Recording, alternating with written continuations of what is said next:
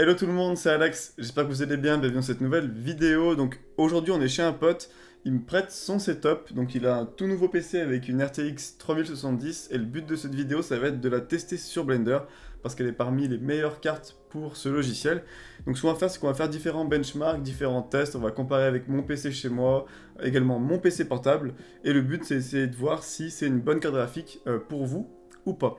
Je vais également présenter mon pote puisqu'il a une chaîne YouTube, il fait pas mal de vidéos, il fait aussi du Twitch, des lives. Donc juste avant qu'on commence, je vais présenter un petit peu son travail et sa chaîne YouTube, donc c'est parti. Du coup, je vais vous présenter mon pote Quentin qui a aussi une chaîne YouTube qui fait aussi des lives sur Twitch sur des sujets qui sont complètement différents que les miens. Il fait pas des tutos ou des choses comme ça sur la 3D. Donc c'est celui qui nous prête le setup aujourd'hui pour faire la vidéo de test de son PC. Donc voilà, n'hésite pas à présenter ton travail et vous avez le lien vers sa chaîne en description. Voilà. Alors moi sur ma chaîne YouTube, c'est très simple. Je présente des films, des animés, des séries, des trucs que tu peux regarder quand tu veux, quand vous pouvez regarder quand vous voulez, vous poser, vous regarder, etc. Ça passe tout seul généralement.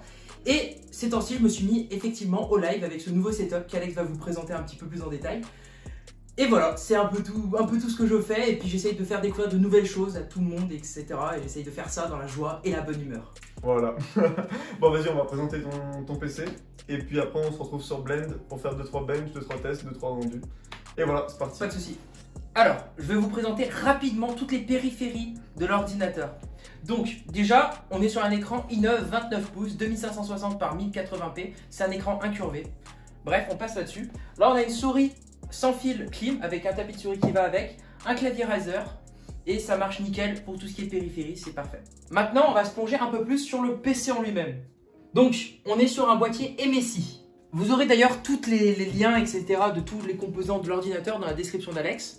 Là, on va avoir une carte graphique RTX 3070, les dernières séries 3000 du coup, qui est sortie, qui est en rupture de stock actuellement, que je suis arrivé à me procurer grâce à un site suisse avec un ami.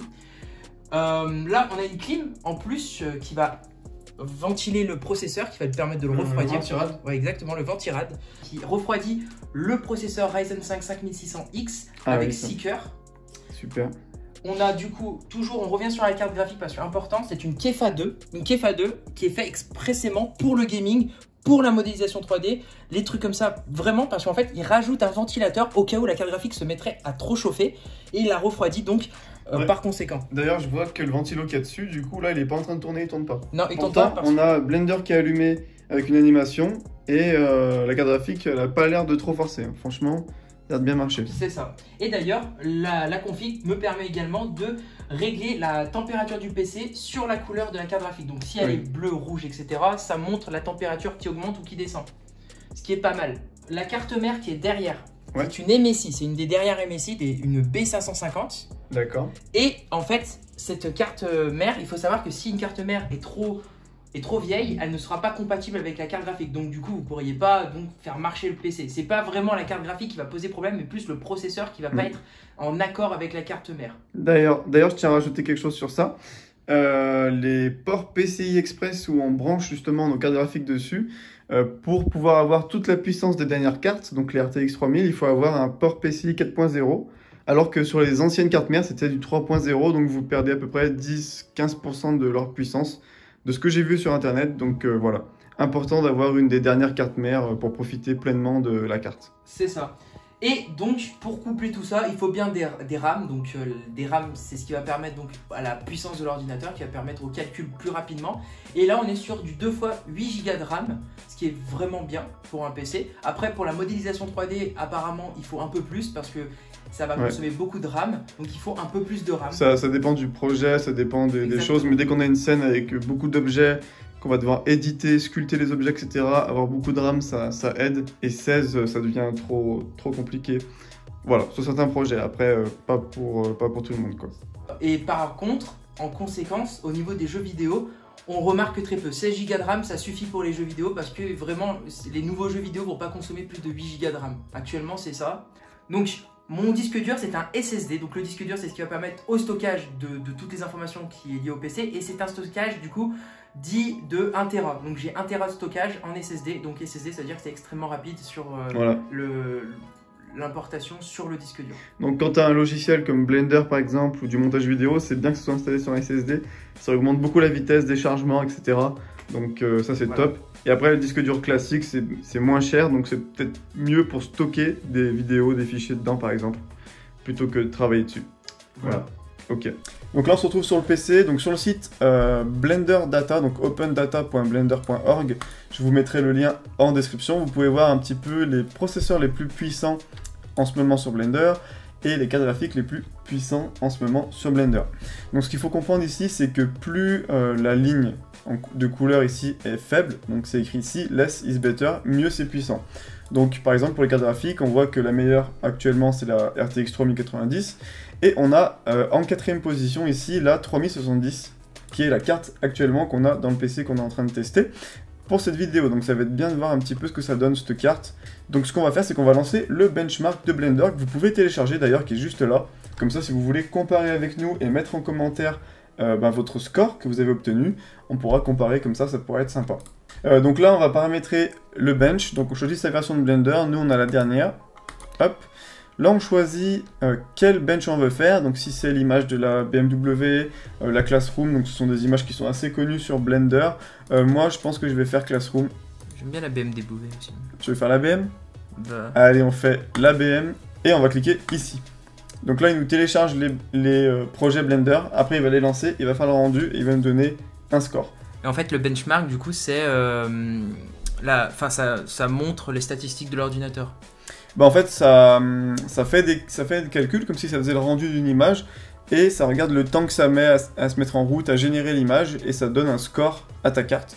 Okay. Et en fait, c'est ce score-là que tu vas pouvoir utiliser pour comparer la puissance de deux cartes. Sinon, c'est difficile de savoir, d'avoir un chiffre en fait pour comparer quoi. Donc là, ça nous demande de choisir avec quoi on va faire le rendu. Donc on va pas prendre le processeur, on va prendre notre carte graphique. Donc là, on a le choix entre prendre la 3070 en CUDA ou Optix. J'en ai déjà parlé dans une vidéo, vous aurez le lien en description si vous voulez plus de détails sur ça. Nous, on va mettre CUDA. Voilà, comme ça, je pourrais mieux comparer avec ma GTX chez moi. Et on démarre. Très belle Mercedes. C'est une BMW. Donc voilà, le bench vient de terminer. Donc on peut voir que pour la BM, il a mis 35 secondes. Pour Classroom, il a mis 1 minute 33. Donc voilà. Donc on va pouvoir comparer ces résultats tout de suite avec mon PC chez moi et mon PC portable. Donc on se retrouve sur mon PC avec la GTX 1080 8Go. On va faire exactement le même test, BMW et Classroom. Je sélectionne ma carte graphique, donc GTX 1080 CUDA, et je starte le benchmark. Donc le bench vient de se terminer et la différence est juste ouf. On met 1 minute 41 secondes sur le projet BMW alors que sur son PC on mettait que 35 secondes. Donc ça fait une différence de 1 minute 6. Et pour Classroom, là c'est encore plus ouf. On met 4 minutes 52 secondes sur mon ordinateur pour faire le rendu, alors que sur son PC, on met seulement 1 minute 33 secondes, ce qui fait une différence de 3 minutes 19. Ensuite, on va faire le même test avec mon PC portable. On va comparer ensuite les résultats. Je pense que ça sera un petit peu mieux sur mon PC portable parce qu'il y a aussi le processeur qui joue. Sur cet ordi, j'ai que un i5 6 corps, alors que lui, il a un Ryzen 5600X avec 8 corps, ce qui est beaucoup mieux. Donc voilà.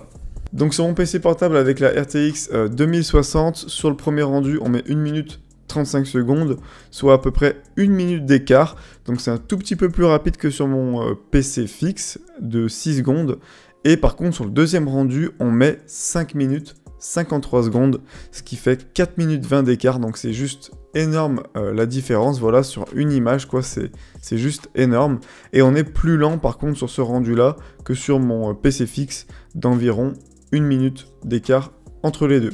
Donc pour conclure, est-ce que la RTX 3070 est une super carte pour la 3D? Donc la réponse c'est oui, mais pas au prix où elle est vendue en ce moment.